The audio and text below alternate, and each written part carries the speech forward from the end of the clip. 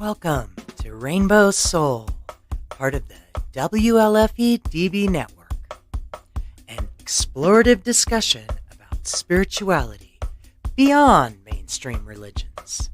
Hollis Taylor, author, psychic, astrologer, and alchemical mage, brings their non-binary perspective together with fellow drag king and trans man Lacrosse Ortiz, a Jewish Taino with spiritual background of exploration that has led him to an atheist perspective. Join these guys as they explore deep and difficult topics, all related to spirituality, offering a queer perspective and exploration of interesting topics and engaging guests to help explore conversations for the Rainbow Soul.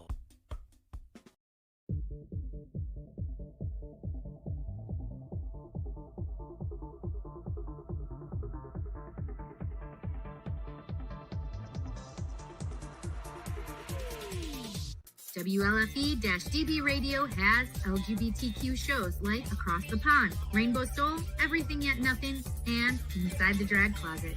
Check out the schedule on WLFE-DB.com. You can even watch them on TV at WLFE-DB.com under LGBTQ Friends, right off our website.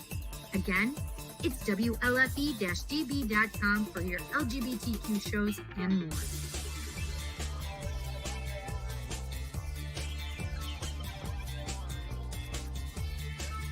WLFE-DB.com, where talk radio is a whole lot better. Our shows are your shows, and that there makes for a great talk radio.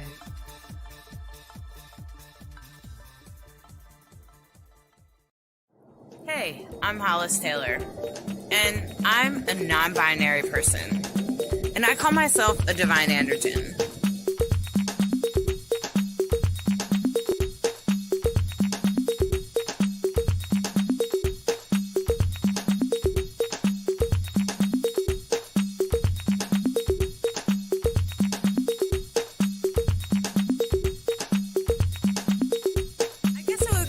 Like saying that you're a monk or a practitioner of magic or something like that. Maybe it depends on what path you walk. See, one of the things I noticed as I started to come out and started to identify as non-binary, I started to realize that there was no spiritual path for people like me. There were some things like indigenous people, but I don't want to culturally appropriate. I didn't grow up on a reservation. And I think Two-Spirit is great, and I want them to keep it. And I felt like I had to define my own path, because I didn't have a huge background in these things. And so I started to explore things. And, of course, some religions shame us, right? And then there's some religions that don't even include us, like Wicca. I went to many rituals, and never, not once, did they mention someone that was both or neither gender or god or goddess. Unless you asked, and then they would often have a goddess or something. But there was no language for it. And so as I started my own spiritual path, my own path of holistic learning, I learned that I really needed a spiritual path in order to be who I was. I felt like it was part of humanity. It was part of being a human. And I needed to be celebrated in my spiritual path. I needed to be seen, and I didn't want any of the shame. So that's not for me. That's theirs. And so as I started to unfold, I started to realize that I had my own path, and each one of us actually do. You do. Everybody does. Has their own spiritual path that they're to unlock. Your authenticity is in your heart, just like it was in mine. There were some things I had to go through to unlock those keys, to get closer to who I really was inside. Because all of us are divine conscious beings, and you have to work through some weird stuff sometimes, like cultural norms and gender roles and, gosh, mental health and the crap your parents programmed in there. Sometimes we have to unfold that out. And when we do, we get to an authentic surface, authentic person when we move through those surface things. And when we find our authenticity, we can go deeper. We can love deeper. We can love ourselves deeper. We can love other people deeper. And we can enjoy our life fuller and more, and feel more complete by the time it comes time to, end, because we all die. None of us get out of alive. So just consider, as you start to identify and find your gender is not something that was given, that is not something that was assigned to you when you were born.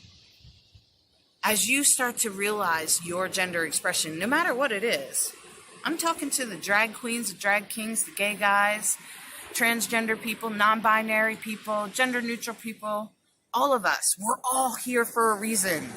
The divine sent us here. We're all here to define our own path. Make it what it is. Follow that part of you that doesn't follow the rules. The part of you that doesn't do what other people are doing. Because that part of you will lead you to the path you need to be on. And you will manifest the beautiful things that the world desperately needs. All of us are where we need you. We need you to step up and bring your most beautiful light to the world. And I hope that that's what this book does. That my book, Divine Androgyne, A Sacred Path for Gender Variant People, and this channel will inspire you to find out who you are and open it up to the world and deliver it. As if we were all waiting for it. But we didn't know what we were waiting for exactly. Show us what that is.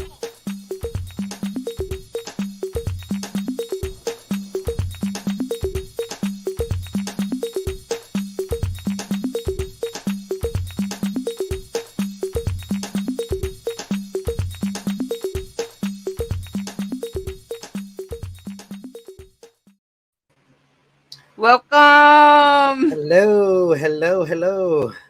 Welcome. It's so good to see you, Lacrosse. Same. And welcome to everyone in the audience watching. Hey, Eric. It's so great to see you again, Eric. So glad to have you here. And welcome, Wendy. I'm glad you were moved by my little video there. And man, it's been beautiful doing this show. Hi, Eric. I didn't want him to think I was ignoring. Hi. He calls you Lacrosse. Yeah, that's okay. Oh, okay, it was a mistake. Okay. Well, I'm glad you're here. And yes. I'm glad all of you are here today because we have a really fun, special topic that I think, Lacrosse, I've been speaking to you because Kaleidoscope Eyes kind of touches on it. It's the sacred story and the sacred, what comes out of our mouths is actually pretty sacred. Especially if you put a little intention behind it and a little bit of passion under there, a little fire under there. And I just think that there's some specialness. And I'm sure, your Taino, they probably have sacred storytellers, eh? Oh my goodness, yes. We were actually, it's a big deal. There's this little legend we have where the way they would communicate was through the trees. They would speak to the trees and the trees would carry the stories to the other side of the island. It's, yeah. And we have actually a lot of storytelling in there, which my grandfather was a storyteller. So. Do they do more vocal storytelling or acting it out or a mix? We had what we called it. Well, there were jibaros, okay, and the jibaros were the country folk, and the way that they would get information or news were through stories. So they would have a town crier, but not really, and they would actually put it to music. So they would sing about what was happening, that whether not the news, but what was going on in the island, and they would sing it. And that's how they would tell the stories, was through song. And so it was a beautiful thing. And if you actually can listen to Jibaro music today, and it's very, it's very it's stories. It's just all stories. That's pretty awesome. And I love Yeah. the trees thing too. Well, Yeah. Wendy, I agree. Wendy said it's beautiful bowing to the trees and their stories. I totally Yes. agree, Wendy. Um, Welcome, Penny. It's good to see you, my friend. Sure miss you. Um, and I think the interesting thing is that you said I think you said your grandfather Yes. is a storyteller, Yeah, it and was. isn't or was Yeah. okay. And the interesting thing about that is that often the elders would deliver their wisdom through storytelling. Right. And I know for me, when I worked with elderly people, that was one of my favorite things. I'd be like, "Oh, well, just tell me a story," Right. while I'm cleaning their room or giving them a bath or something. And often they would, if I asked, um, they would. And I found that I would learn a lot about them and that they would also usually deliver some wisdom in their story, whether they even meant to or not. Right. They just Right. kind of would. Yeah. And I thought that was pretty cool. I agree, Wendy. Story is so powerful. And that's very interesting, and I think everything that comes out of our mouths that there's all different types of storytellers today, Yeah. and, storytelling is making a sort of resurgence, if you will. It's sort of coming out of the almost the way drag did, where drag came out of the dark bar corners and stuff, and Right. Right. storytelling's coming from sort of over here in the corner out into, now on the radio with, like, Moth and stuff like that on NPR, and spoken word in general. I know that there was huge spoken word events in Harrisburg, Yeah. at some of the event places there. They would have people come out, and one of my favorite spoken word artists from Harrisburg is Ava Berg, and although she's passed, she was a powerful spoken word person. Mm. Powerful. She had some powerful stuff. So I'm just going to say that for me, when I hear spoken word or really powerful story, I'm often moved. Like, I don't need all of the visuals, really. I don't need all that. Sometimes it's nice to have it sung, like if it's in a song like you described, Lacrosse, that your tribe did. Um, but also, if you hear it, you can kind of feel your soul shift with the words, right? Oh So yeah. that's so I couldn't help but to pick one of the best storytellers I know, who Right. does that to me all the time when she tells me a story.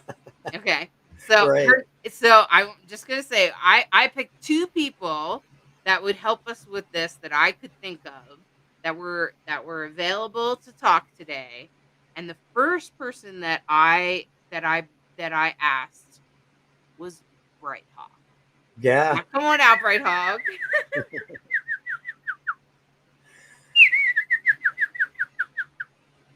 Bright Hawk's been on the show before, but Bright Hawk, you have to tell us about who you are. Okay, fair enough. Hi, guys. Good to be here again. I'm Bright Hawk. I've been a storyteller for a very long time, decades. We'll just leave it at that. And I believe we are all storytellers because I believe we all have a story to tell. I believe each one of us is unique and valuable. And part of how we find out what value you bring, what gift you have is by telling your story, telling our story. And so I have, I started off performing decades ago, and I would say, I don't know, somewhere about 15 years ago, people started asking me if I could teach storytelling. And I said, of course, I would love to help people understand how to tell a better story because we all know what a good story is. Uh-oh. Something happened. I think they got kicked out. Oh boy. I guess that leaves me to tell a story in the meantime. Here, let me look through the comments. Okay. There was someone. Oh, it was Eric. How do I spell? Oh, okay. I was just gonna start. I'm like, okay. I guess I'm on. Good job. Good job. But Way I to guess improvise. I should answer the question now. How do you spell that lacrosse? And I think I was talking about the Hibaro music. The Jibaro music is spelled Jibaro. Jibaro. So the J is silent. Even the sound of the word sounds like music. Yeah. It rolls off your tongue. It's beautiful. So storytelling it's all about loving words, isn't it? It's about not just knowing what to say, but knowing that our words are powerful, our words are medicine, our stories are medicine. So how do we help each other tell better stories and and and and be an inspiration to each other? So that's been a passion for I don't know, 10 or 15 years or so. I've been a storyteller for probably professionally for 30, I would say. It's starting to make me sound old. But the most important part is at a certain point, you want to publish your own stories, right? And I have. It's called The Dancing Hippo. Why do I have one instead of yours? And this we'll talk about more tonight. And it's beautifully, beautifully illustrated by our friend Amanda Moore. And our guest friend tonight is part of the community I met Amanda through. And, you know, we're here to inspire each other. And so her art inspired me, my story, her art, match made in heaven. So if you want to know more about the Dancing Hippo, you can see and find more at brighthawkproductions.com. And I also have a YouTube channel. So that's just a little bit, that's just the storytelling part of me. I'm a musician. I'm Hollis's partner, the luckiest person in the world that way. I feel like we're a great team. And we're having a lot of fun launching our own podcasts and ongoing stories through a variety of mediums. So travel stories. Yeah. The best thing about the Dancing Hippo, well, maybe not the best thing, but a really important thing, especially for this audience, is that they're gender neutral. Yeah, that I like to make sure that gets heard. There's no gender in there, and I think that's really important for kids to be able to see themselves in a story. As we're saying, stories are powerful, right? And that's really important. So, Bright Hawk, as you can see, I agree with Eric, like a fine wine, Bright Hawk. I agree. I think as people age, they actually become a better person, and I honor age. I appreciate that. So, and so look at this. Andrea saying they love you, and so you're welcome here, and everybody loves you. And better start blushing. Now, let me just say this: as soon as I started talking to Bright Hawk about storytelling and spoken word, I was like, of course, I can't have my favorite spoken word artist on because she passed away. Her name is Ava Bird, or she's also known on YouTube as Hip Soul. Maybe I'll play one of her videos a little bit later. But then Bright Hawk was like, you know who would be really good? And I was like, and she was like, you should ask Travis. And I was like, whoa. Now, Travis, I met at an event at what could be seen as sort of a pagan-y type flavored event. And he was like, he had powerful shit to say. And he had really cool stuff to say around a magic fire circle, which is like a thing where people bring poetry and stuff like that. And I was moved by some of the things that he said. So I just want to introduce you all to my friend, Travis Bowman. Welcome, Travis. I want to give you a Hey, how are y'all tonight? Thank you so much for having me on, Hollis. I really appreciate being invited. Yeah. Well, when I think of powerful medicine with words that can be a magic, like a web, like weaving a web of magic through words, you're the guy I thought of. So it's super great that you're here. Tell us more about who you are, Travis. Thank you. That's a tremendous honor, Bright Hawk. So I met Hollis and Bright Hawk through all-night fire circle rituals, and my background, I come from very rural Kentucky, middle of nowhere.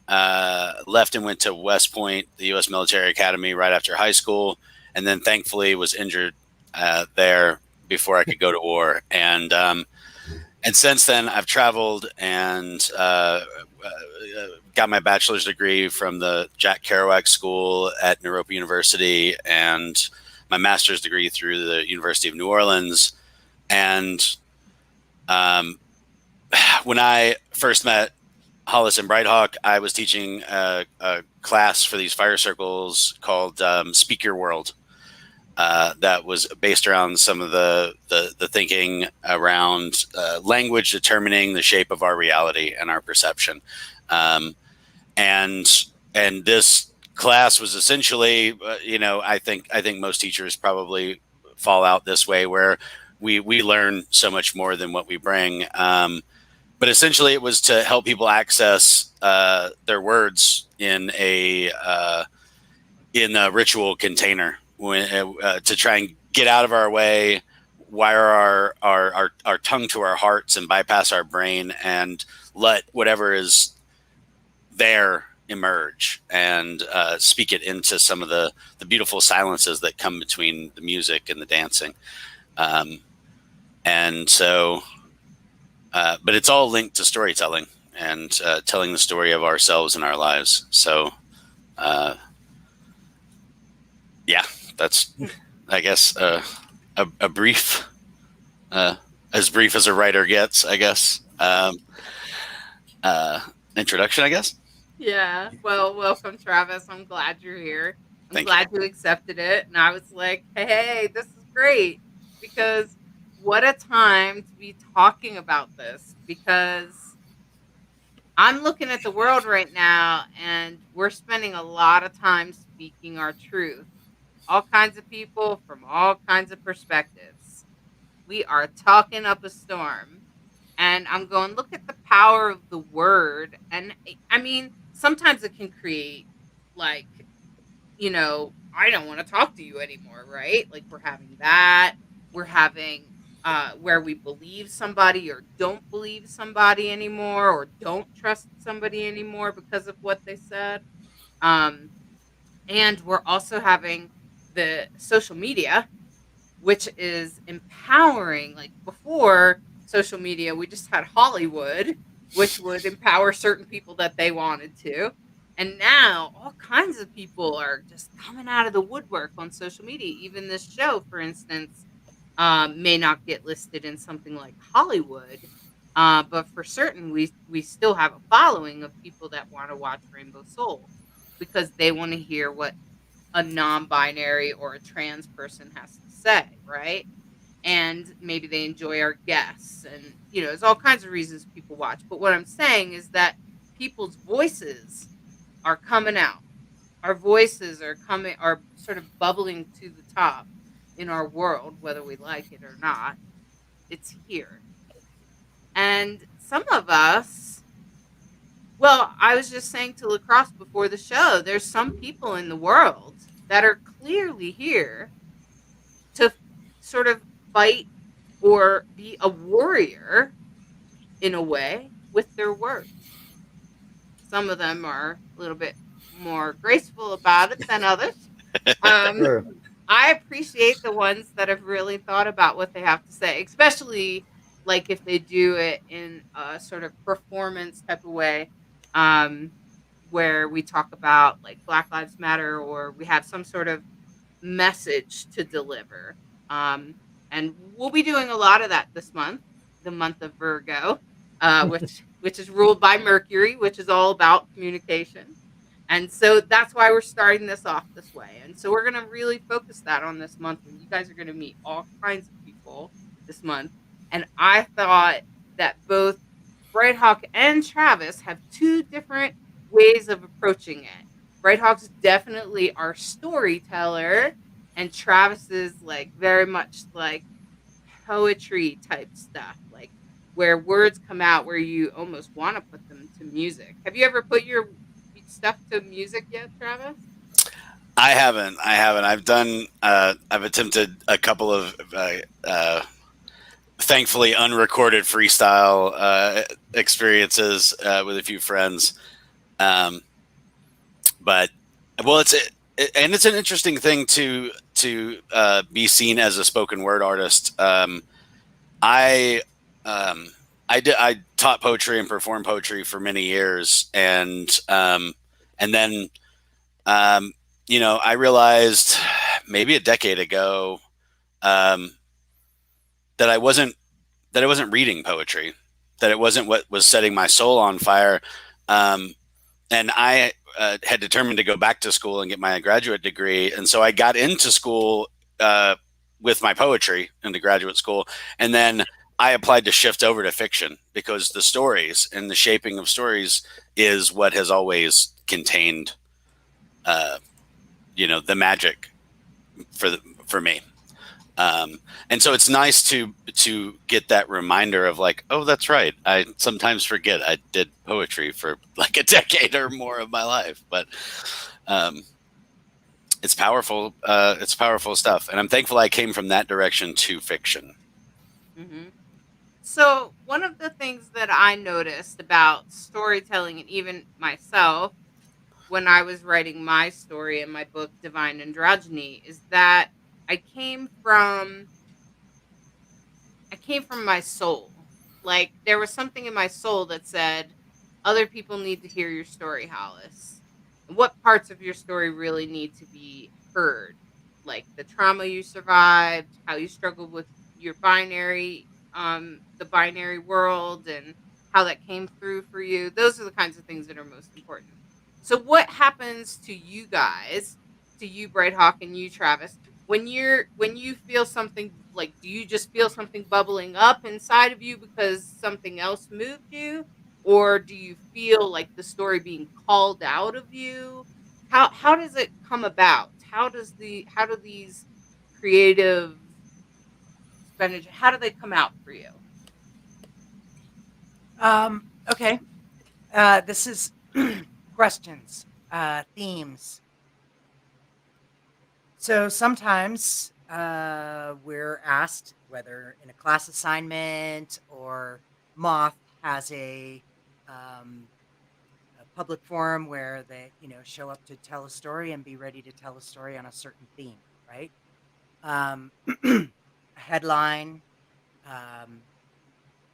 something triggered a feeling, an emotion that reminded you of an experience that you're like, I got to speak to that, man. I got to speak to that. And stories, I feel like, choose us as much as we choose them, right? Somebody else said that, not that's probably smarter than me, but it's a truism in the creative process. Whenever we're engaging in a creative process, when we really feel like something's happening, we feel greater than the sum of our parts, don't we? There's something moving through us that's like, I want to stay on this ride as long as I can and try and keep the little me, out of the way, right? So anytime I found that, for me, in my life, it had almost always to do something with performing. And I noticed, starting probably in high school, I was the graduation speaker at my high school. I was the graduation speaker at my college. Yeah. and I had to think really hard in those moments about what was my theme, what was my point. And it really comes down to, what is your intention? And, this show is about spirituality, and we're always talking about intention. And that's what that's what kicks off a story. So I'll give you a brief example, and to make it easy, I'll use the dancing hippo. At a certain point, as a storyteller, I used to go to the children's ward at the Cambridge Hospital in Massachusetts. And every Thursday night, I would tell stories, play music, play my drum, and I never knew what group of kids I would have. I might have a child that I will see week after week, which you were like, whoa, this kid's in the hospital for a long time. Many times you'd only see that kid once. And this was a psych unit. It was a psych hospital. And I knew people there, which is why it was very easy for me to volunteer. It was across the street from my office. So Wednesday night, I'd be in the library just like trying to find material. Well, and at a certain point, you have to just create your own material because you can't find the story that you want to tell. You realize it's your story. You have to write that story. And that's how the Dancing Hippo started. So I started thinking about, well, how do we help each other when we crash and burn? Everybody has a crash and burn, you hit the wall moment, and everybody has that moment where you feel broken inside. And I love, Travis, how you revealed ease quickly in your story, because now I want to know more about your story. But the best thing that happened was that you were hospitalized and injured and unable to go to war. Like, the breakdown is where the story almost always begins. And you can look at Joseph Campbell's The Hero's Journey. You can understand the outline of how to build a story, but there is a calling that begins every story. There is a breakdown that happens, and from there, where do we go? So for me, in the Dancing Hippo has their moment, and it's like, oh, so here's an opportunity when you're down and out. Where's the wisdom come from? Usually starts to percolate from outside that gets you thinking about things you already knew about yourself, right? So let's reflect that. So the first visitor to the hippo is a honeybee that acknowledges life stings. It happens. And does it ever get better by obsessing about it? There's also honey in life. There's sweetness in life. And asks the question, what are you willing to be? And the answer comes back, I'm willing to be delightfully surprised. And that little tiny piece of wisdom felt to me like a gift to the universe about this is how you get through in life. Are you willing to be delightfully surprised? Come on. That sounds pretty good. Delightful surprise versus I'm going to hold on and never change. We know change is part of life. So how do we do it? Oh, by greeting it with a delightful surprise. And I'm going to stop there because I'm not going to tell the whole book in one little story. But questions, intention, and where's the breakdown? Because the breakdown is always the beginning. And what I always encourage people in the storytelling you do around the dinner table or at a dinner party or whatever, if you get lost in your story, ask questions.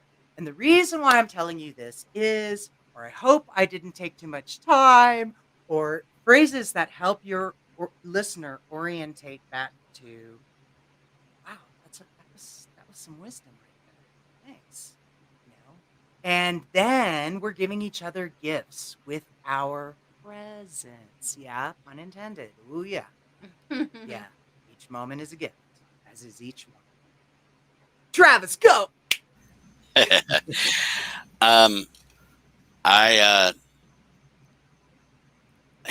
For me, I love writing. I've spent my whole life in the pursuit of stories and the creation of stories, and I am so resistant to actually writing them down. Basically, a story gets told when it absolutely has to be told. As I've said to people, some friends a few times in certain circumstances were like, and there's this thing, and do I say something? And it's like, in the end, you have to say whatever you have to say to be at peace with yourself at the end of the day. And so the stories that I've told are the ones that just like I may have resisted them many, many times, but they insist on coming out and finding a way through. And I think that, like, I don't know, there's I've been a part of a Magic Workers writing group for a little while, and one of the things that came up in the last session that we had was that stories can be sanctuaries for parts of ourself that are not accepted by the world. And I've witnessed that, like when it came up in the group, I was stunned by it because I thought back to every single short story I've ever written, all the poems that I did. it was a twofold function, I think, as this sort of this spiritual path of being an artist, which is parts of the self that need a safe place to be, a home.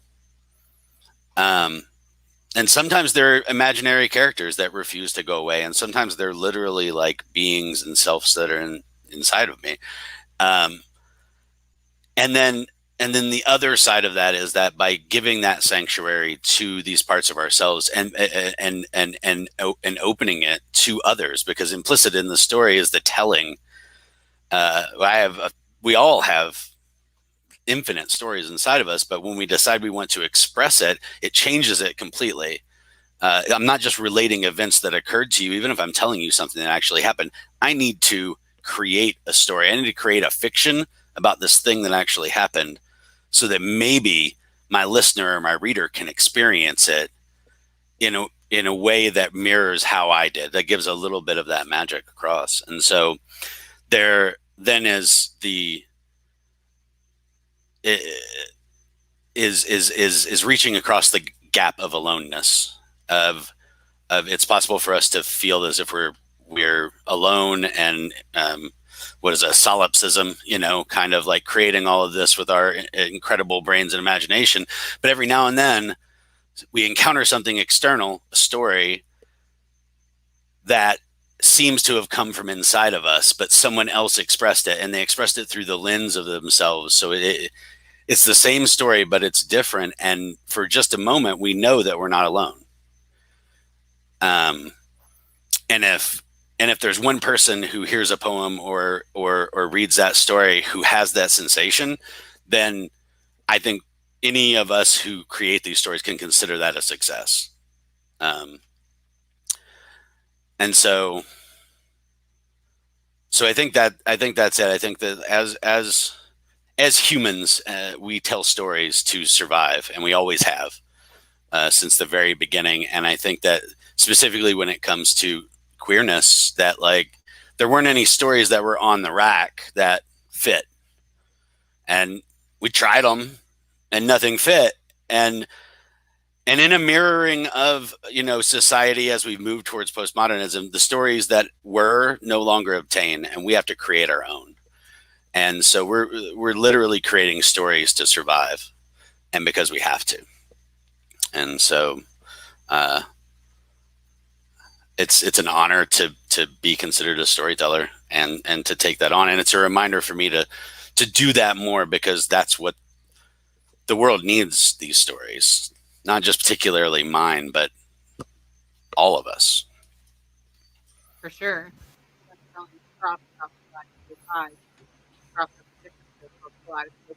Where can you hear me? Can you guys hear me? You sound far away. Oh, let me try this. Does that sound better? Oh yeah, perfect. Okay. So Lacrosse has a show called Kaleidoscope Eyes, and it's a storytelling show essentially where queer people can come and tell their story. And I keep saying that it's super important because stories help other people. And even when I wrote my story, people have come back to me and been like, I read your story and it was so powerful, and you really helped me feel less alone, especially because my story goes into the trauma and the binary world that we live in. And I think, Lacrosse, your show is special because of that, because of the story part of it, of people being able to tell their story, first of all, is a powerful thing. Because I know for me, when I was done writing my book, I was like, whoa, therapy for who? Them or me? Right. And, and I was like, oh, I guess it's like healing, because if you become a healer, you learn very quickly that when you heal someone else, you often get healing back in your own heart and your soul. It just kind of works that way. And that's kind of what happened, is that I gave my story.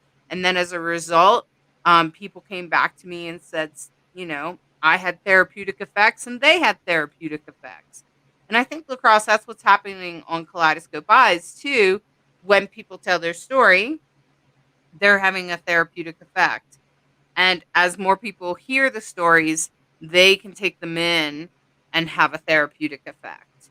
And I think that's kind of what both Brighthawk and Travis are saying, is that in offering their story, they receive something in that, like a healing vibration or something comes back to them in a way. And so, Lacrosse, have you witnessed people as they're telling their story in Kaleidoscope Eyes? Have you witnessed them have like a therapeutic effect? Absolutely. The one thing I love about the show is because every story is so unique and so individual and so personal and intimate. Because I think a lot of people tend to forget that stories are intimate. This is, whether it's fictional or not, it's somebody is pulling a piece of themselves and sharing it. And when I see, sometimes it's like by the end of the show, I'm mind blown and I'm like, whoa, that's some deep stuff, and at the same token, they're like, I actually forgot about half of that. Like, I didn't, when you get, of course, that after show, after it's done, they're like some of that I didn't even remember. And this brought this to light for me, and it's shown how far they've gone. So it's just therapeutic all around. Mm-hmm. It's just, and I just look at each story as medicine, because somebody has to reach and feel that. Somebody. And I think that's particularly important in the LGBTQ, in the queer community, because as queers tell our stories, if a person that was on the fence about accepting queer people was able to hear the story, or hear a spoken word piece, or something like that, they're able to maybe come to a deeper understanding of what it's like to be queer. And with understanding comes peace. And that's one thing I've come to understand, is that when people understand something, they're more likely to be at peace with it, even if they don't agree with it, even if they think there's something not right about it. They'll still have a sense of peace about it, because they've at least come to some sort of understanding. And I have found that that's pretty much the power of storytelling, is that there's a sense of understanding, especially in the LGBTQIA people, when we tell our stories. And that's why it's super important to do, to speak your story. And that's why I think your show, Lacrosse Kaleidoscope Eyes, is really important in that way. Thank you. So, I have a quote that I love that says, tell me a truth and I'll believe a fact and I'll believe. We must try that again. Tell me a truth and I'll believe. Tell me a fact and I will learn. Tell me a story and it will live in my heart forever. Sure. Yeah. Andrea's saying it's nice that there's an outlet for everyone to tell their story and hear the story that could help them as well as you on your shows. Thank you, Andrea. I agree. Yeah. And I think that stories are really important, and we need to pay attention to what's coming out of our mouth. What do you guys, what Bright Hawk and Travis, what do you guys have to say about the power of your word? Like, when words come out of your mouth, how does that change the energy? I'm sure both of you have something to say. Well, I mean, it's funny that, like teaching that course, I would find that people were surprised when I talked about how language shapes our reality. But like I use hippie as a general pronoun, so please, I hope no one's offended. But like in hippie communities that I've been in for the last 20 years or so, we talk about energy work all of the time. But like, there's just like, if we get into the physics of it, the fact that I can have a thought shape little bits of flesh inside my throat and blow wind across them, and an idea can come out and it can land in your mind, and if it's the right words, if it's the right idea, it can change your complete paradigm. I mean, this is epiphany. That's how it happens. Is just something unlocks, and who we were before dies, and a new configuration has to emerge. I mean, that's pretty overt energy work right there. Like I can massage or do Reiki or, do a lot of things to help like heal. But if I could also just like land the right words at the right moment, then, uh, then that's pretty powerful stuff. And it's fast acting, in some ways. And so, I think that, I think there's a power to that, of it being,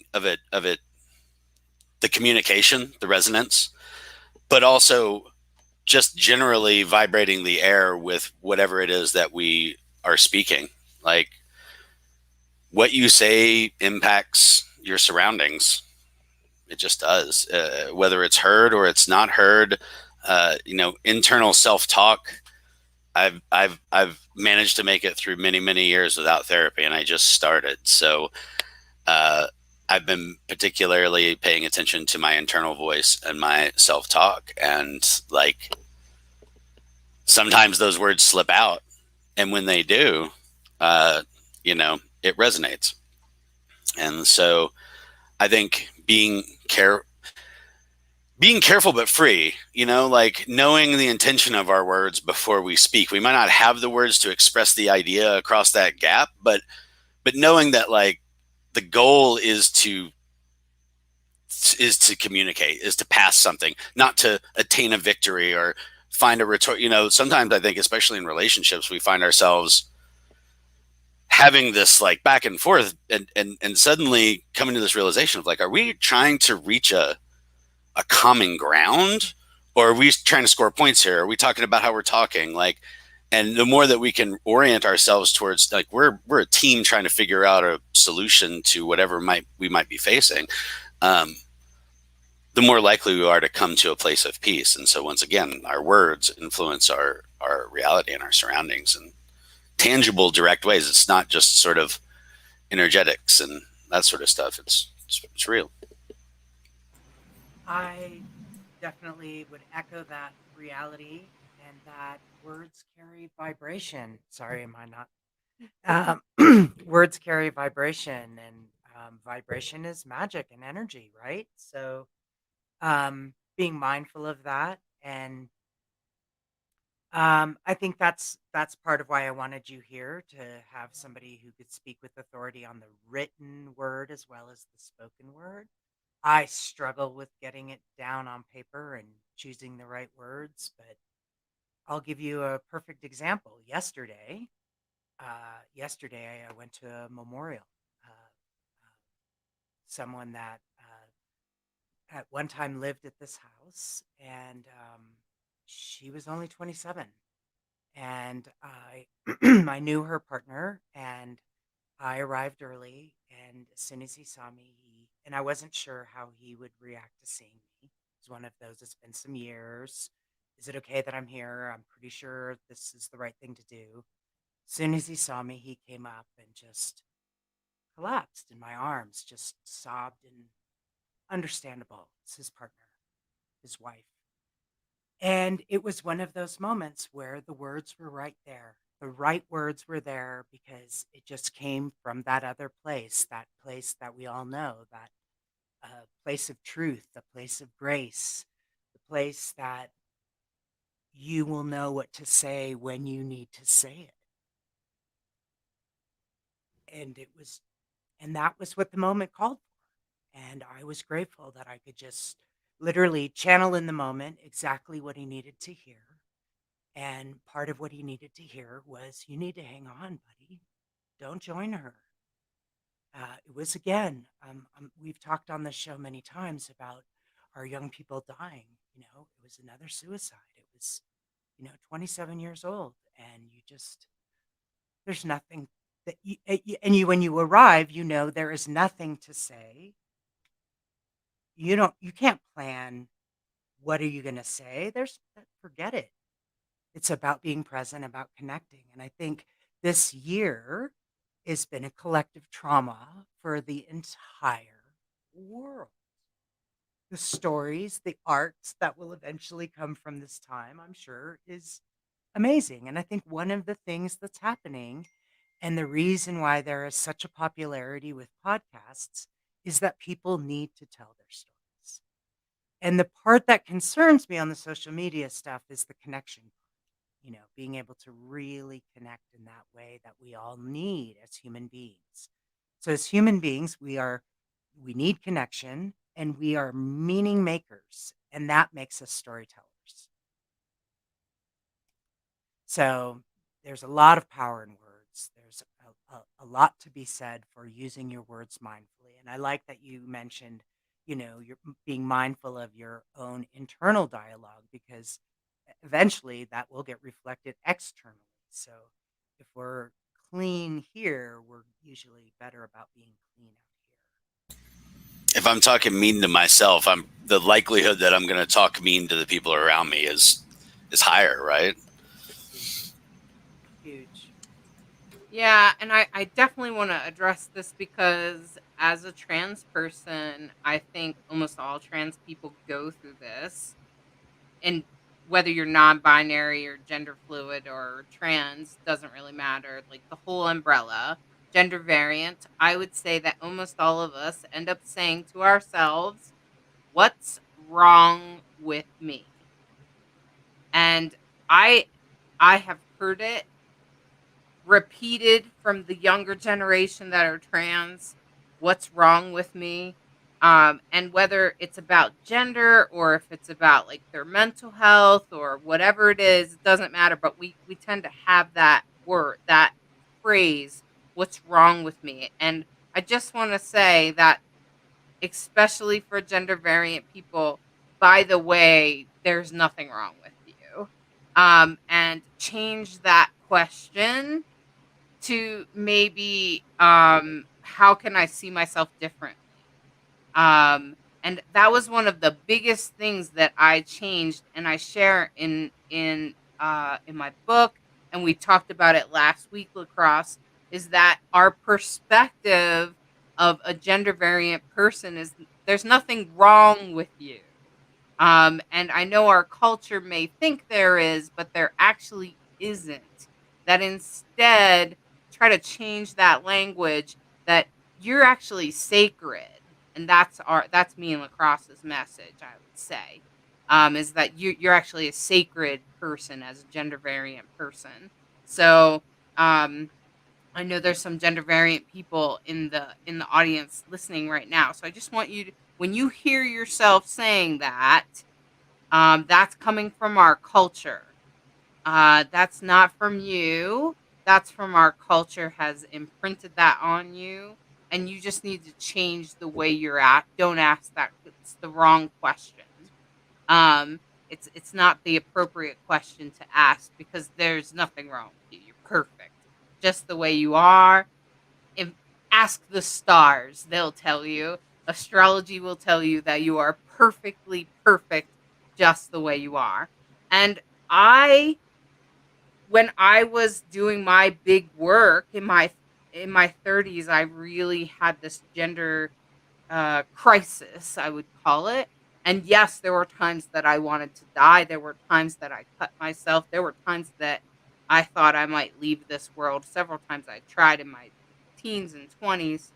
Um, and that was the thing that was the big piece that I turned, that I said, wait a minute, I think I might be seeing this all wrong, especially when indigenous elders, a Mayan indigenous elder, said to me, you are sacred. There's nothing wrong with you. You are sacred, just the way you are. And that language, hearing someone else say that, the power of those words, and realizing that I was repeating the message from our culture about transgender people.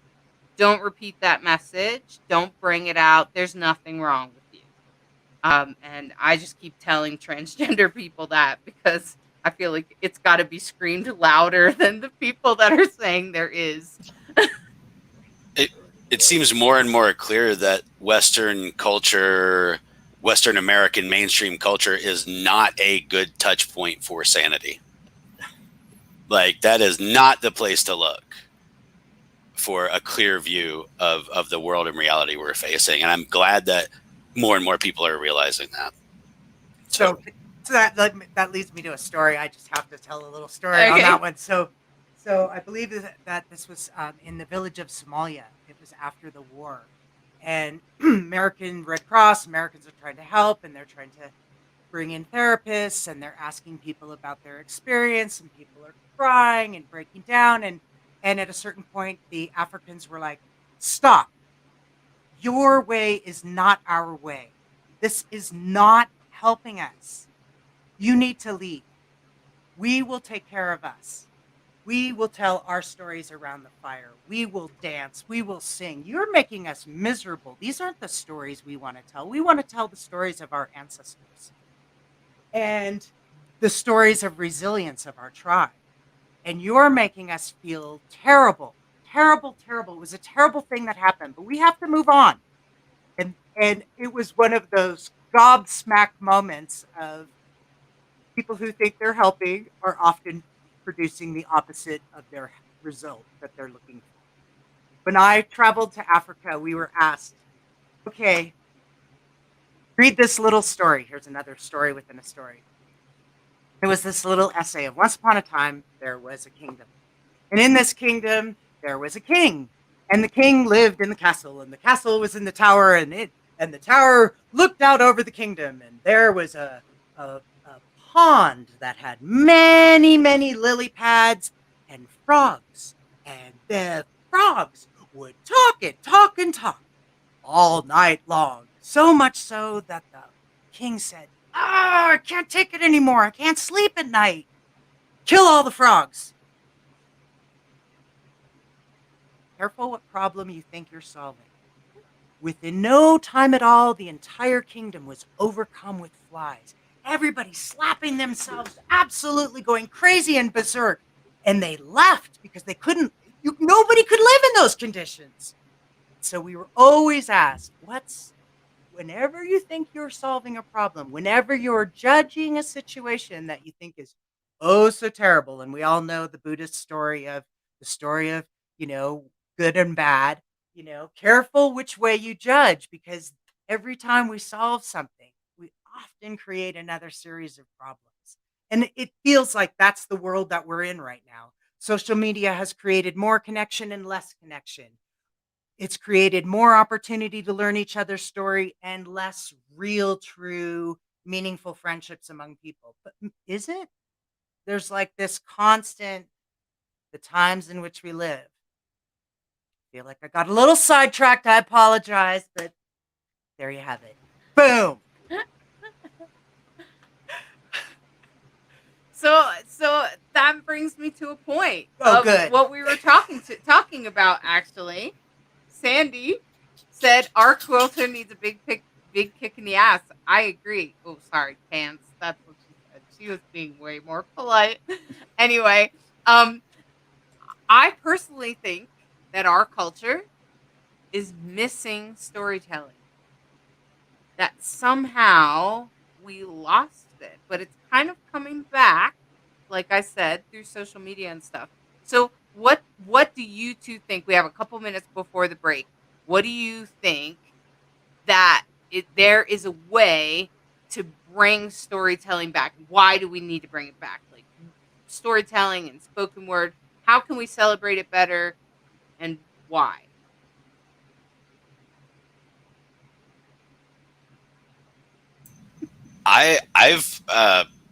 I've personally come to really love the many different avenues and approaches that are available. A relatively mainstream example is Neil Gaiman's Sandman comic is being now made into a show after a lot of time. But before this, they did a radio show, which was actually on Audible, which was a download. Like I think something else that is an interesting thing that we're looking at is with the everyone having media at their fingertips and in their hands, and the ability for information to move across the world, is this accountability that is related to Black Lives Matter, and that, like, we're surveilled constantly. We are in a surveillance society, but that means that y'all are surveilled too. We've all got this, and we never underestimate the power of someone who is resource poor and time rich, which I think is an old 80s hacker kind of reference of, like, there are these massive, sort of like idea organisms that are there. And then also, Reddit and a bunch of GameStop people almost crashed the economy not too long ago. So we're learning, we're using it, and technology is unpredictable. It's a wild beast. And so by trying to pacify us by putting these personal locator devices, which is what the industry calls cell phones, PLDs, in everyone's hand, you have also given us the power of the storehouse of entire knowledge that we have digitized, accessible now. And that ideas are dangerous things, as any storyteller will tell you. So the renaissance of storytelling, why is it important to bring it back? Well, I guess I would start with where I began, which is I believe we all have stories to tell, and we owe it to each other to tell good stories. And um, I love seeing movements like Moth and the podcasting that's happening. I think that we're, after there's a pandemic, after there's always a dark time, there's always a renaissance. So, frankly, I feel like we're the very beginning of seeing what could happen, you know, these thoughts aren't formed, they're coming in the moment. So, I believe that the world that we all know, that we can all agree, is dramatically different than it was a year and a half ago, or whatever, year and change. We are not the same people. And I think as a result of families having to be home with each other, the level of communication face to face among families, I'm imagining it because I don't know. We've had tons of conversations. Things have slowed down so that people are having meaningful conversations again, and finding out it's really important to know each other's story, or to glean a different perspective. We need everyone's perspective. We are a rainbow community, right? And if we start chopping out too many folks because they don't think the way we do, we end up in a really monochromatic world. And I think storytelling delivers us back to an incredibly rich tapestry. Think about the oldest, to me, one of the oldest magic, most ubiquitous spells we all know begins with once upon a time. And now you will suspend all critical thinking. You will enter that world of, doesn't matter if it's real or fiction, fantastic, dark, light, whatever. Once upon a time. And we go, because for how long has humanity been conditioned on that word alone, on that phrase alone? So I think we all have a deep desire to have meaning, to bring meaning, to find meaning, to connect with each other.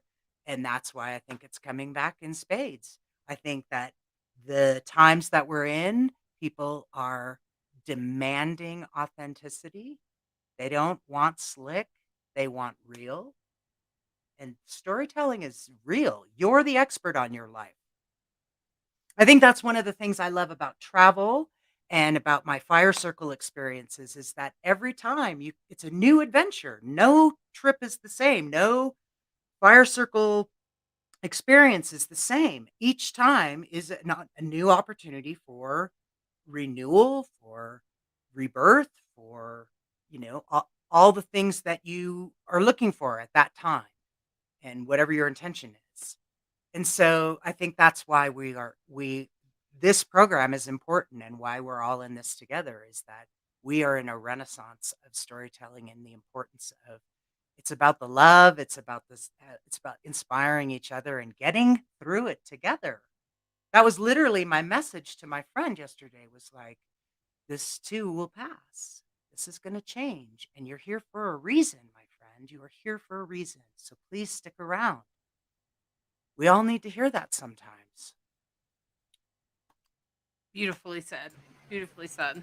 Thank you to both of you. And right now, by the way, to everybody watching the show, if you have a dream, or even you, Travis or Brighthawk, if you have a dream, type it in the chat so that Lacrosse can read it during the break, because we're about to take a little break. And make sure that you get your story in there, because get your dream in there so we can get it interpreted after the break. And I just want to say that when we come back, I think, Travis, do you have a poetry piece or two to share? And I think Brighthawk probably can come up with a story or two. So I would love to probably one story, but yeah, or you can have a story, Travis, whichever you want to do. And when we come back after the break, after Lacrosse does his interpretation. Anyway, enjoy. We'll see you soon.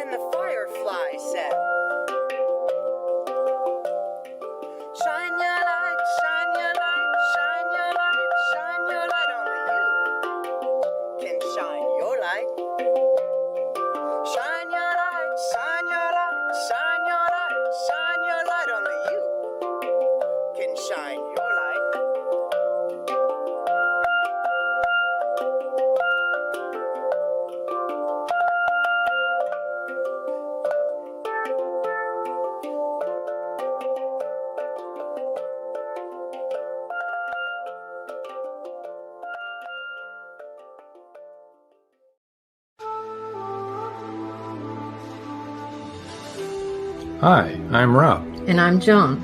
We are the hosts of Meet the Author podcast, paranormal investigators and indie published authors. But the show is not about us. Meet the Author podcast gives you an opportunity to meet and interact with indie published authors on a weekly basis right from your own home.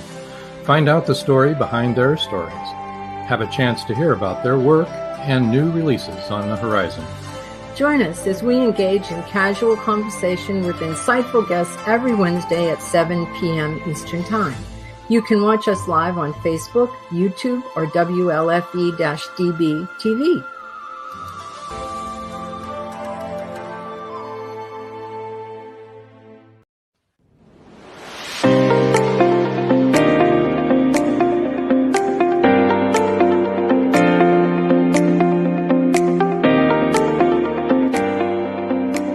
Tune in to Kaleidoscope Eyes with your host, Transman Lacrosse Ortiz. Every week, we will be touching topics within the LGBTQIA plus community. We will also be having interviews with individuals within the community and allies. Journey with us as we share in their struggles and triumphs every Thursday at 7 p.m. Eastern.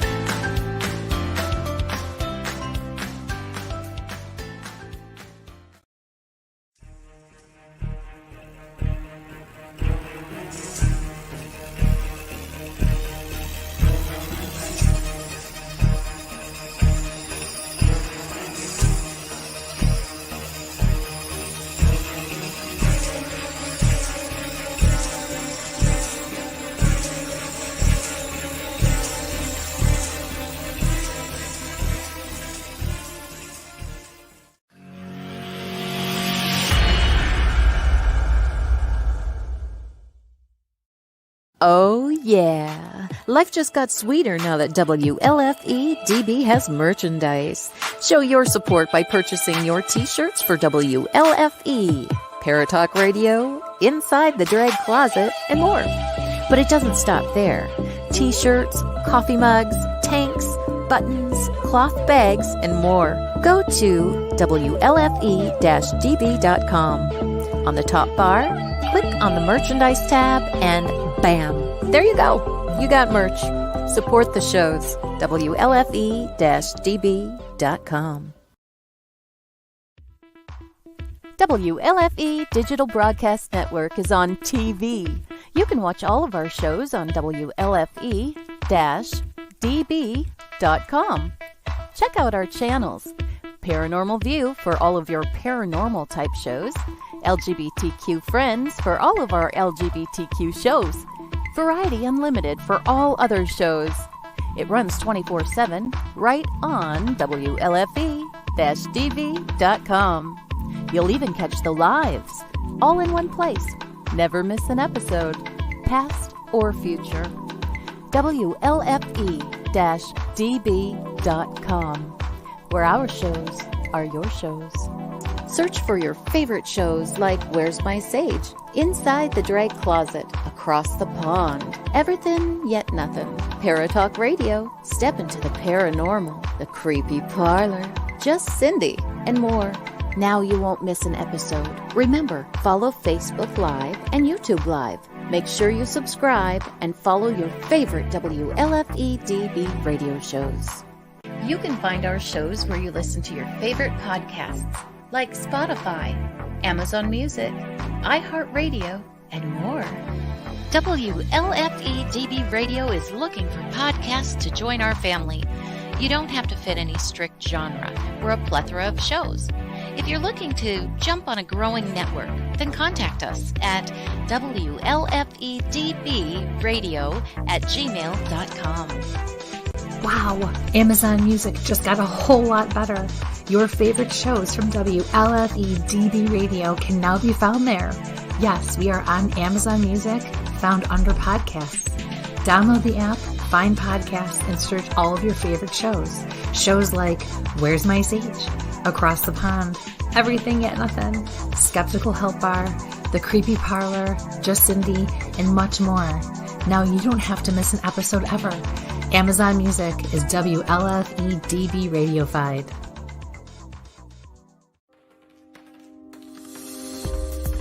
More from WLFE-DB Radio Network. Hey. Welcome back. Welcome back. I seen someone posted a dream, Lacrosse. Yes. So I'm going to read it out loud just so other people just listening. I keep having a dream that I'm driving and run off the side of a bridge, and I can't get my kids out of the van. I've had it several times, and it's scary, as you can imagine. I imagine so, Andrea. Absolutely. Yeah. What do you think about that, Lacrosse? 2 words stick out to me: driving and bridge. Okay. Now, when you think of driving, you're the one in charge. You're the one in control. You're the one you're driving to a destination. Okay. And your children are in it.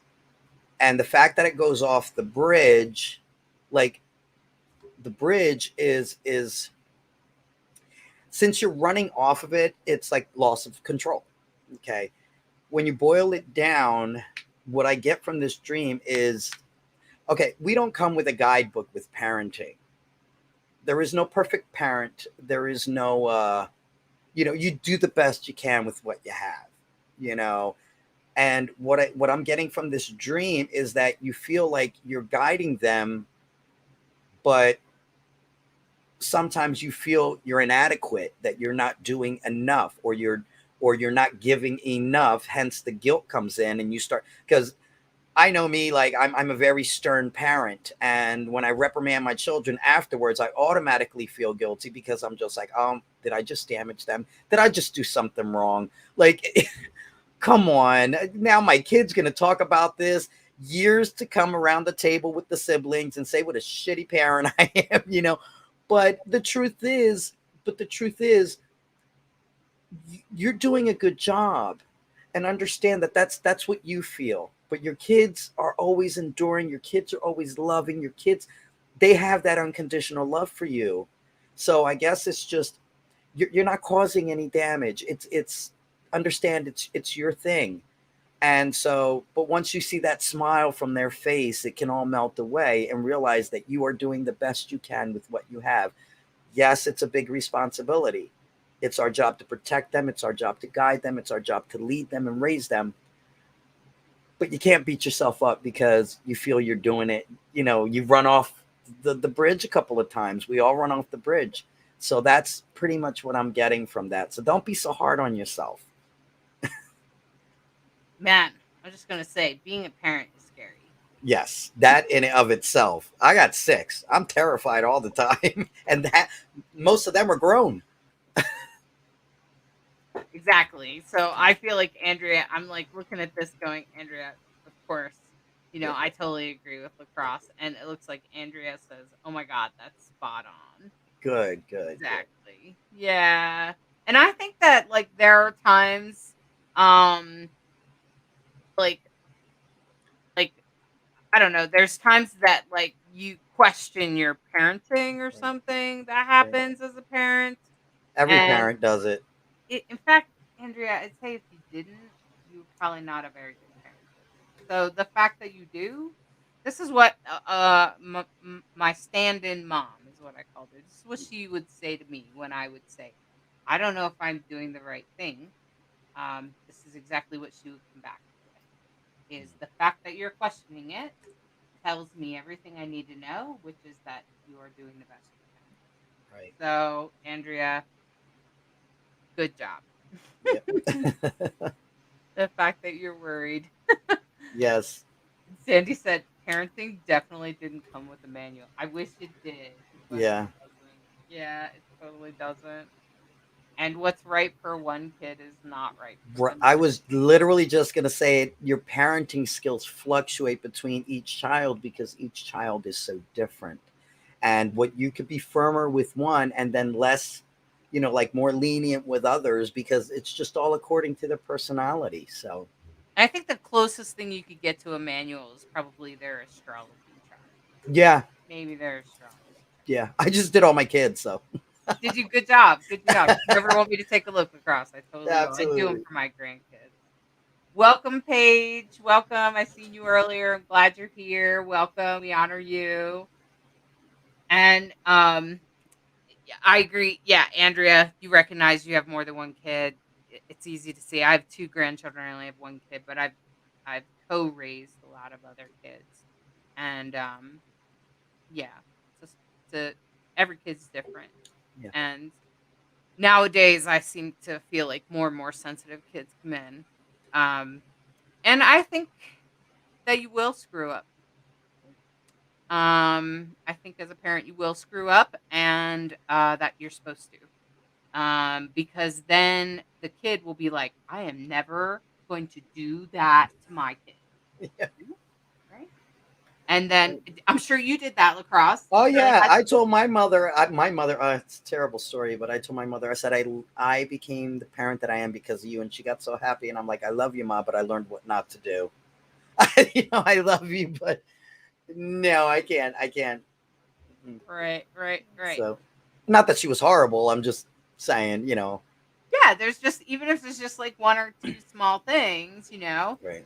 My mom was not a great person at all, and there's like, I'm going to be the opposite of her, and Right. and I was. My son has come back to me and said, even considering everything you went through, Mom, you were an excellent mom. Right. You were excellent, Right. and that's great to hear from your adult child. Right. Especially when you came from what I came from, which was a horrible parenting style. So yeah, so I think that's just the way it is. I think we're all supposed to. Mm-hmm. So just by the way, if you screw something up, don't worry about it. Yeah. Your kid's gonna make up for it. That's the generational trauma. That's what we call that. And it's their job to heal it. So your job to support them. Right. And I think even as a parent of an adult child, I think that has its own job. So Oh yeah. Well, and so today we are talking about storytelling and spoken word. And so we're going to bring our guests back, Bright Hawk, and we are going to we're going to hopefully hear, welcome back, Travis. And we're going to hopefully hear a story or some spoken word. We have a little bit of time left, so it doesn't matter who goes first. If anyone has who wants to go first? Well, I'm. You want me to go first? No, sure, if you want to. All right. I'm ready. Good. I can. Great. You know, years of doing poetry performances, and oftentimes they're like, "You're going to lead off, okay?" So, you know, I'm comfortable with that. I forget what they call it. Like, if you're hosting the event, you know, you typically will throw out a poem to kind of like warm up the audience or something. So, I've grown accustomed. So, this first poem that I'm going to read is called "The Magic Word," and it's the poem that I would usually read at the beginning of the workshop that I would teach, because more than I think any poem that I ever have written, it kind of expresses how I feel about the whole swirl of it all. Magic word. I want to say something that makes flames dance over my hands. I want the waves from these cords of stretched flesh to fly out in ultraviolet form and paint a world for your eyes the way the sun does. So I'm thinking, if light could shoot from my mouth, I'd sing a canvas filled with greens like Georgia in the summer, reds like sunrise before Glastonbury rain, indigos and steel grays, blue and yellow beaches, oceans, waves wash the words to somewhere else, call mem. I want to speak trees. I want to call rain. I want the sounds from my mouth to splash in drops against your ears, to drip pictures in your mind, to flip it all inside out. Because your brain interprets the senses to create a reality. The senses cause your brain to interpret a reality that creates the senses. So you see, I hear, I feel, I taste, I smell. I think I hear an image calling. Silence. The room is filled with smoke. The desk is covered with scattered filters, a box of matches, packets of Golden Virginia hand-rolling tobacco, a radio silver, gray, and black reading track 12, and more silence. There's an emptied bottle of Grolsch, slowly refilling with cigarette butts. Ashes in the bottom, ashes on the curve leading up to the neck, ashes on the mouth and in a slow spreading circle around its base. There's a crystal from my nephew Hunter and the backpack I'll carry when I next see him. The backpack is brown canvas and it's getting slowly stained by travel. It's late, so I'll reach into my chest and use the breath there to rattle the air for one final thing. Imagine I could nail a sign in the sky for you. It swings there reading, "Beware these sounds called words. They can change the shape of anything. Every atom has a rhythm to its dance. Unite, unify, synchronize, and speak your world." Wow.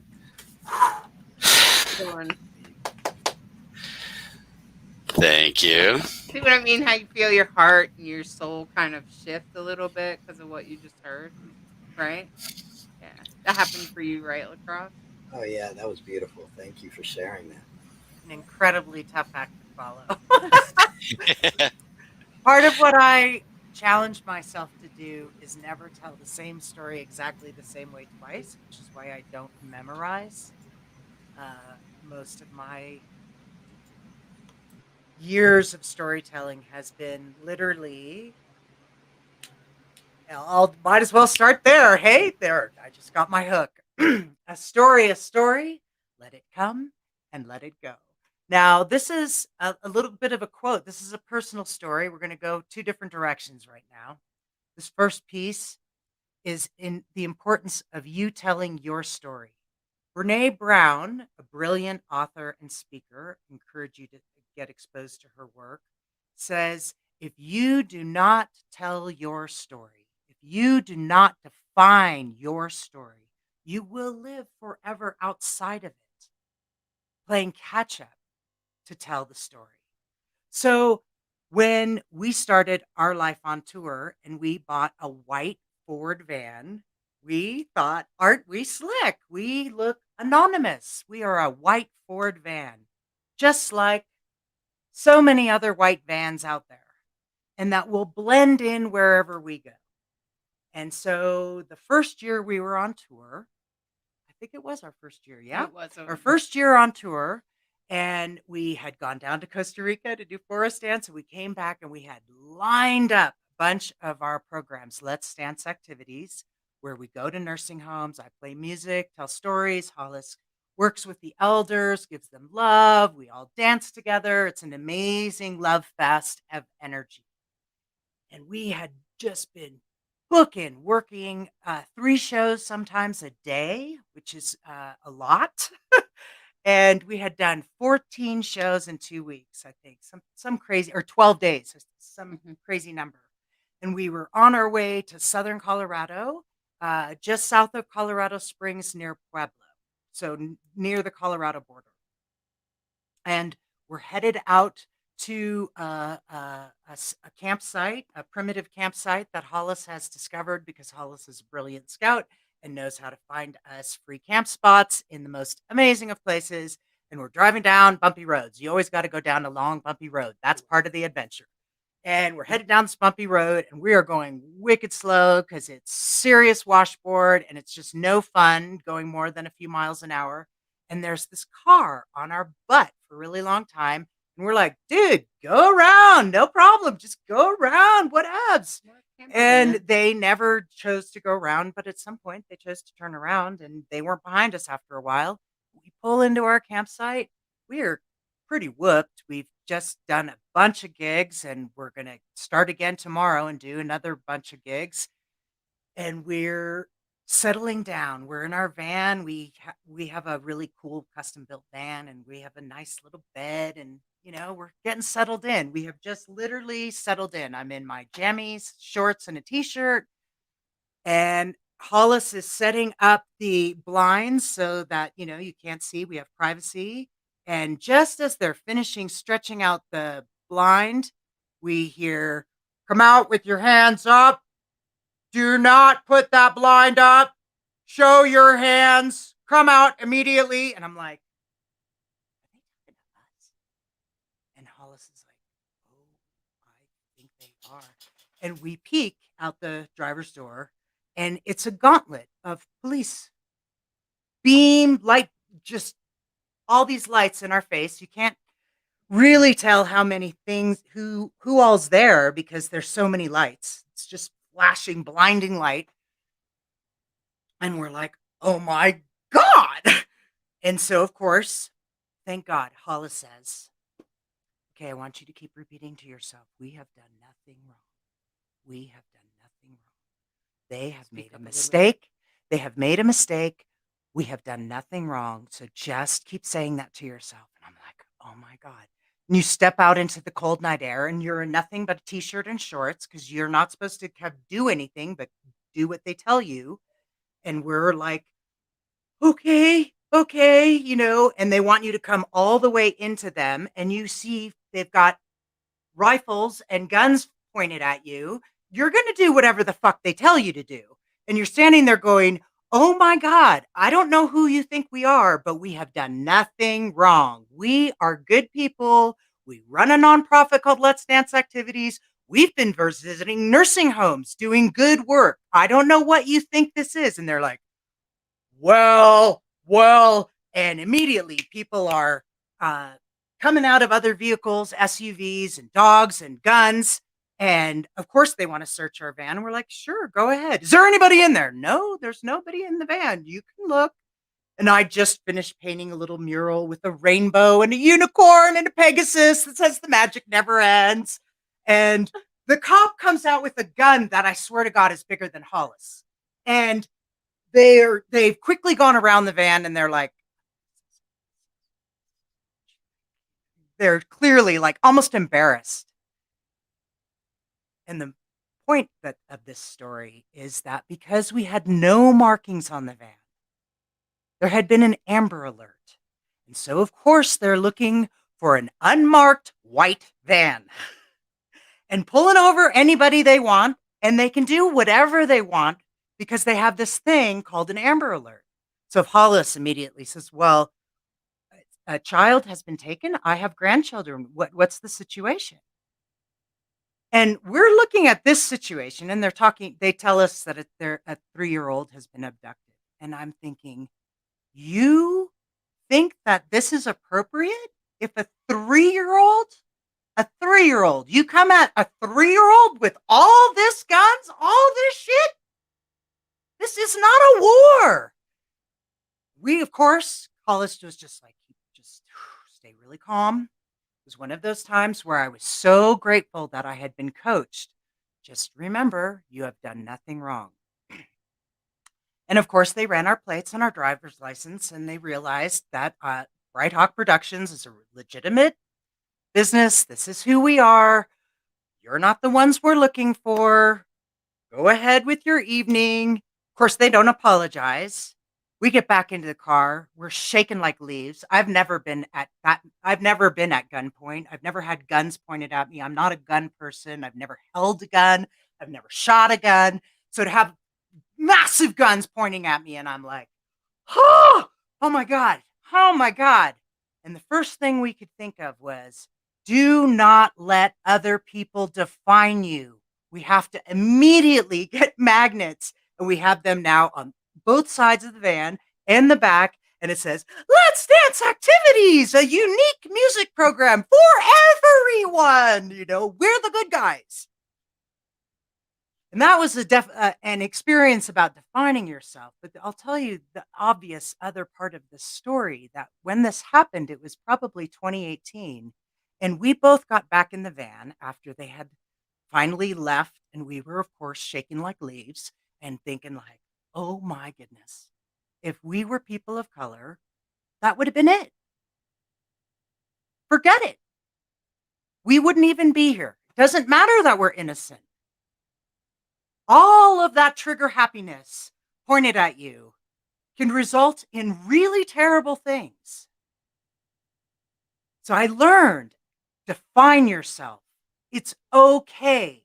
Once you do, people know who you are, and you will know who they are based on how they're responding to you. So tell your story. Now, that's a heavy story. You want to have a lightweight one? How about the meaning of life? A quick, short meaning of life story. A story, let it come and let it go. Now, this is the story of once upon a time, a long time ago. In fact, it was the beginning of creation. Oh, yeah. Creator had created on the very first day the dog. And the dog was given the following instructions. Dog, I want you to greet everyone that passes by, to bark, to be human's best friend. I'll give you 20 years. And the dog says, woof, woof, woof, woof, woof, woof, woof, woof. 20 years of barking? That's a long time. Tell you what, I'll take 10 and I'll give you back 10. Creator agreed. Second day, the creator created the monkey. And the monkey was told the following instructions by the creator. I want you to be entertaining, to have a good time, do lots of jokes. And, I'll give you 20 years. And the monkey said, 20 years? That's a long time to be doing monkey jokes. Dog gave you back 10, and so will I. The creator said, okay, that's cool. On the next day, well, Creator created the human being. And the human being was told, your job will be to eat, to sleep, have a great time. I'll give you 20 years. What? Said the human. Only 20 years? Tell you what, I'll take my 20 years. I'll take the 40 years the cow gave you, and I'll take the 10 years the dog gave you, and the 10 years the monkey gave you. And the Creator said, okay. And this is why, my human friends, we spend the first 20 years of our life eating, sleeping, playing, having a great time. The next 40 years, working like the cow in the hot sun, moo. And the next 10 years, barking at everybody that passes by. And the last 10 years, doing monkey tricks for the grandchildren. The meaning of life has now been explained. A story, let it come and let it go. I think that's one of my great. favorite stories. That's great. Never comes out the same way twice. The meaning of life. Yeah, it's one of my favorites. It's such a quick, it's just hilarious to me. Thanks to everybody writing in the comments. I can't. Oh, that was great. The little bits that I've seen has been very sweet. Thanks to you. Yeah, and I really appreciate the other story too, because I never know how to tell that story. Unless we're talking about like Black Lives Matter or something. I'm like, Right. oh, I have a story. And I do think that it made a difference that I went out first and not her, because, she might look white to you, but a lot of times when we were traveling, especially if she was dressed a little bit more casual, a little less hippie, as you would call it, Travis, right? A little less hippie. They would be like, is she Latina? Because she is mixed. Yeah. And since Bright Hawk a little bit of everything. They'd be like, American citizens, right? And stuff like that. It's a good thing I don't open my mouth and come out with an accent that would just go, bing, hey man, do whatever, I don't know, inappropriate. So what you talking about, man? Exactly. Like, yeah, exactly. So, I just... Yeah, I'm pretty sure it's important that I came out first, because the man they were looking for was of Latino descent or something, or Mexican. So I'm not sure what would have happened if she went out first. And I was like, I don't know, I'm going to go out first, though, because I'm the whitest person in this band right now. So I'm going to go out first. And that did occur to me. It did occur. Yeah. We were stopped multiple times in our southern tour. Anytime we were near the Mexican border, you never knew when Homeland Security was going to set up a stop. And just have some questions for you. And it's fine if you answer all their questions just exactly the way they want and expect.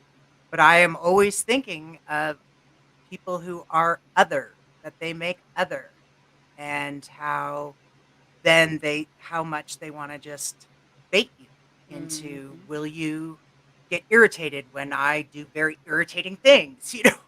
Can I provoke you into being inappropriate so that I can take you in for whatever the hell they can trump up? Yeah, it's true. It's been, I think this last year of, especially the Black Lives Matter movement that happened, and of course, here, Elijah McClain was, oh my God, that story here from the Arvada police was horrible. I'm glad she's now. So speaking of stories and how it changes the world, that's his mother. Oh, there's a great example. Telling the story of her son to the police that are in training. So isn't that a beautiful, powerful way to use the story? So that's what she's doing. His mother is telling his story about him because he was completely innocent. Did absolutely nothing wrong. Got accused of dancing weird, quote unquote, because he was listening to his iTunes and he was walking home. And he was shot up with drugs, and killed. And So yeah, so it's kind of a sad story, and it's a really fucked up story. Sorry to just say it that way. And Yeah, I it's think hard not I to. think it's really powerful for a good way to deal with this um, inappropriate use of power. Yeah. So Travis, do you have anything else for us today? I could do another poem. Well, we only have like 5 minutes left. All right. Like 5-10 minutes at the most. Yeah, this one is in my brain, but You can do it. I'm having trouble thinking of the title because I haven't done poetry in quite some time. But I'm pretty sure I can do the poem. Go for it. Maybe the title will come to you at the end. So I'm sitting in France, dancing my mind around revolution, and these patterns unfold in untold numbers of paths stretch in all directions. A crazy diamond shines trying to find the way. Some words I might say to make a change. Rearrange the world, mix fact into fiction in the peculiar diction of poets. Lay it out line after line like a businessman at night cutting his brain with cocaine to find the best way to that next extra dollar. We risk death, you know. Free spirits are unattached to the machine custom built for swatting, so learn to move quick, wanderer, and to disappear when you must, because you might get crushed under the burden of knowing. Ours is a guerrilla war, as always. Spray your words like graffiti on unsuspecting minds and move on. Speak truth and love like you're sent from above and just itching to resurrect someone. The ground we hold is peace, and it seems our lease is up, so please teach yourself and your children to smile and be kind, to shine and find beauty in this world. The greatest lie is the end, so I send words to the fight, trying to light the way down paths leading to love. Make no mistake, the war is now, and its greatest battles are being fought inside you. Revolutions, circles, spirals, turning on, lights, shine, new day, now. Thank you. Isn't that super appropriate? Thank you. Yeah. Woo! Love your stuff. That's really awesome. Well said. I like that. Yep. One of the things that you talked about, I just really quickly want to say, in that, like, in stepping out and stepping, into the line of fire, I've been very thankful to be welcomed into my queer and trans community for many, many years as a cisgendered, straight presenting white man. And the fact that the people I love feel safe around me, when it's people like me who've made them to feel unsafe for most of their lives, is a tremendous honor to me. And I think that it's also a responsibility of if as that person, I want to step into the path. We talked at the beginning, we were talking about role-playing games and roles, and there was some meme or something that I encountered, maybe a Tumblr thread, and it was about tanking, which is to basically stand and draw the aggression of the enemies in a computer game. And if you're white, if you're male, if you present as straight, one of the best things that we can do for the people we love around us who don't fall into those categories is to tank, is to step into the path of those aggressions and microaggressions, because it's a way for us to use the privilege that we have. And I promise to continue doing so. And I'm thankful to be welcome and to serve in that role. So thank you for everything. As a person of color, I say thank you. It's if we have 1 minute, when you were telling that story, it reminded me of when I went to Pennsylvania. I was leaving Pennsylvania to go to Texas, and my son was in the car, and they saw this tatted Latino driving this brand new car. And the hardest thing about that is I had told my wife, I said, and my wife, she's white, she's beautiful, amazing human being. I said, honey, when you get pulled over, you're just getting pulled over. When I get pulled over, I have to be scared. Is this the last time I'm going to see my wife and kids? And I ended up getting searched. I had to step in between the officer and my son because my son has terrible anxiety. So he started rocking and I had to sit him down. They searched my car. Okay. I thought I had weed in it, a little bit of weed, but I didn't. But with that being said, the only beautiful thing that ended up out of that was I got to see a cop search my car for weed that wasn't there for about almost half an hour. And that was great. So just saying, but it just knowing to go through that and be a person of color. It is terrifying. It's terrifying. So, And I'm very aware of my white privilege. I don't always pass as straight, um, but I do pass as white, and I can kind of give off the straight energy just to get someone off my back.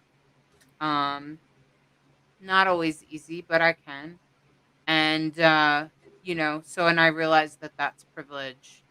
And some of the things that I'm privileged with, I like to make sure that I give a platform.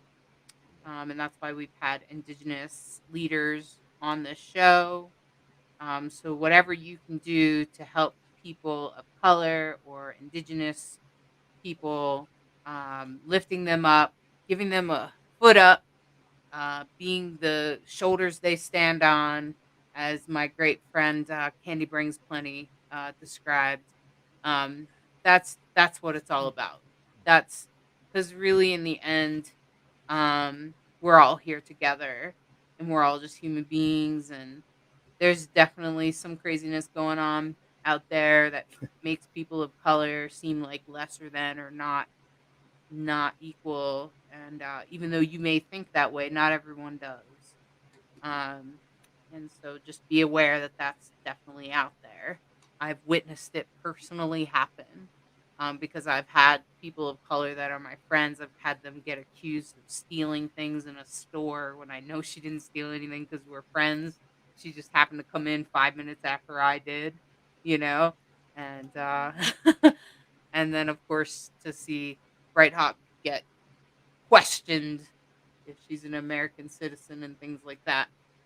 Um, and just to witness these little things as a white person is like, yeah, things ain't right. Things ain't even. Something ain't right here. So just keep that in mind, my friends. And in this last few minutes, first of all, I want to say thank you, Travis, and thank you, Bright Hawk. yeah. Both of you, beautiful storytellers, poet, and I appreciate your magic words. And lacrosse, keep doing what you're doing because this is important. Kaleidoscope Eyes is important. And right now, I've been shuffling my cards, just to give everybody a little glimpse into tarot. This is the Love is Love deck. It is the entire deck is done. Each card is done by a different LGBTQIA artist, and it's a collaborative vibration. That's what this whole deck is. So I want to honor its collaborative energy, one of my favorite types of energies. And I'm going to pull 3 cards for all of us today. And if you hear something in this that calls out to your soul, that speaks to who you are, well, then take it in because it was meant for you, my friend. And if for some reason you hear something that doesn't resonate with you, please just let it go. It's probably meant for somebody else anyway. Take what you like and leave the rest. And that's how I appreciate if you do that with this reading right now. The first card is about the past, like where we're coming from. And I think this is very interesting, the Empress. And the first thing that comes to mind when I look at this card, you can see it's a goddess, and she is standing, and sort of holding the whole earth within her, right? Like it's the whole earth. It's like the mother goddess, right? This is the Empress. And I just want to remind everyone of what happened to the earth in March and April and even June of 2020. Just want you to think about, if you don't know, I'm going to tell you, which is that animals started to be able to live again. Amazing things started to happen to the environment, the ocean, and all kinds of fascinating things around the planet Earth began to happen because humans were hiding inside from a virus. So I'm just going to point that out. Okay, that's what this is. This is a reminder of our connection to the planet Earth. Okay.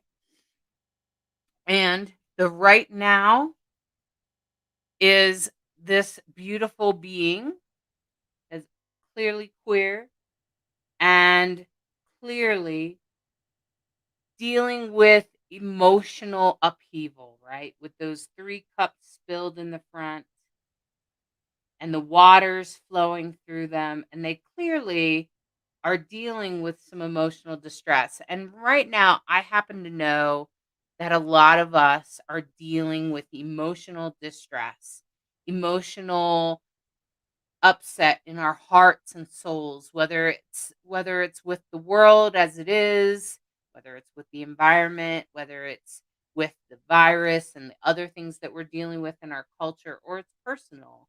Doesn't matter what it is, but that emotional upset, that's what this card is meant to point at. And this card is meant to tell you that your journey is part of the journey, that the emotions and stuff that you're having is actually part of the journey.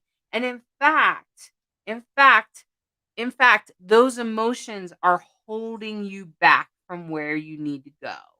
And until you work through those emotions, you won't get to where you need to. And that's what this is all about. This is the emotions and stuff that might be holding you back. You might just need to work on them. And that's what this is about. This is about seeing our thoughts and realizing a lot of times that's where our emotions are coming from. They're coming from our thoughts, whether, like we talked about earlier today, about how if you think, if you're thinking not so nice thoughts about yourself, well, you're probably not going to feel so great about yourself as a result. Okay. And that's what this is all about. So this right here, all this entire reading is meant to be a little bit of a comforting warning and a way of saying, hey, you are connected to the earth. Remember where you came from. This is a journey. You are a human being, and that's what this is all about. So if you're feeling this way, if you're like this, or you're feeling pent up by your emotions and there's no answer to your problem, and a lot of times there isn't an answer. And I think all of us can speak to that there's no easy answer. Sometimes shit is just crappy, man. And it just sucks. And you look out at the world and you go, what the hell? The only answer I can give you is this.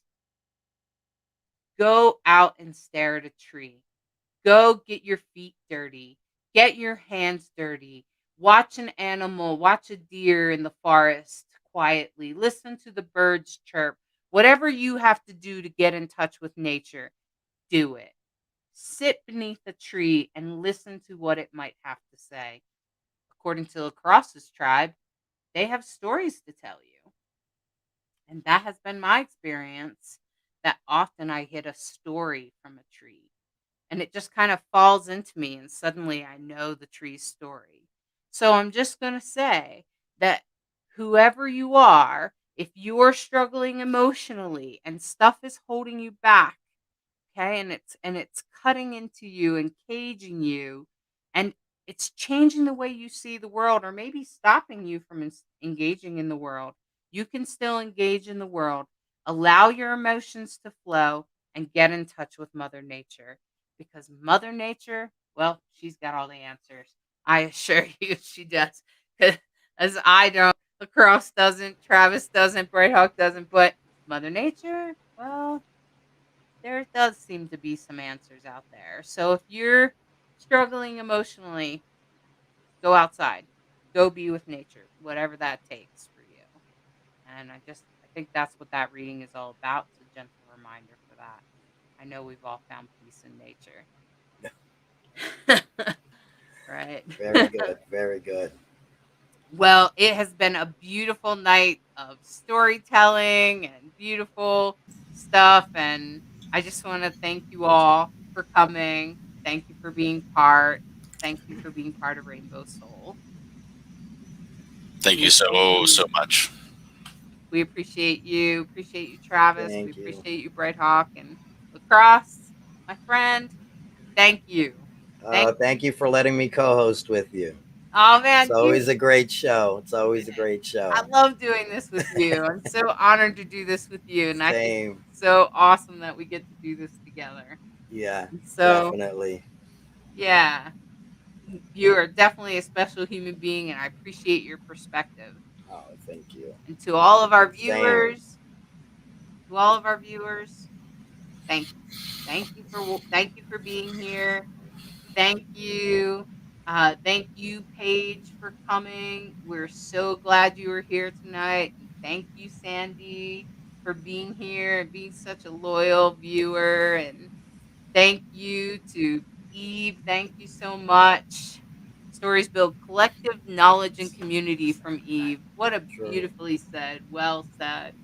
And thank you, Andrea, for being here tonight. We're so glad everyone's been here. We appreciate our viewers and we appreciate all of you. So please share, please like, please follow, and catch us next week. Next week, we're going to be talking to Annie Finch about sacred writing. So until next week, love you. Bye, everybody. Be good to yourself. Thank you for watching Rainbow Soul, part of the WLFE DB Network, a queer perspective on spirituality beyond religion. We appreciate you sharing the show on your timeline, follow us on social media of your choice, and join our Facebook group, Rainbow Soul. We want to hear from you. Share your topic ideas for Hollis and Lacrosse, explore upcoming shows and interesting guests. The Rainbow Soul Facebook group, where we build community of questioning seekers. Rainbow Soul, where spirituality is our medicine.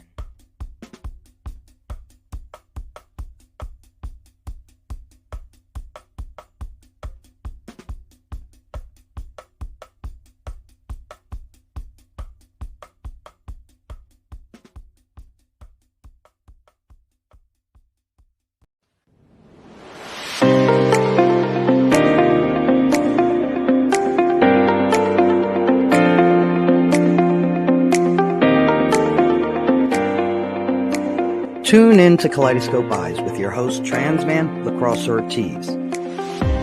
Every week, we will be touching topics within the LGBTQIA+ community. We will also be having interviews with individuals within the community and allies. Journey with us as we share in their struggles and triumphs every Thursday at 7 p.m. Eastern.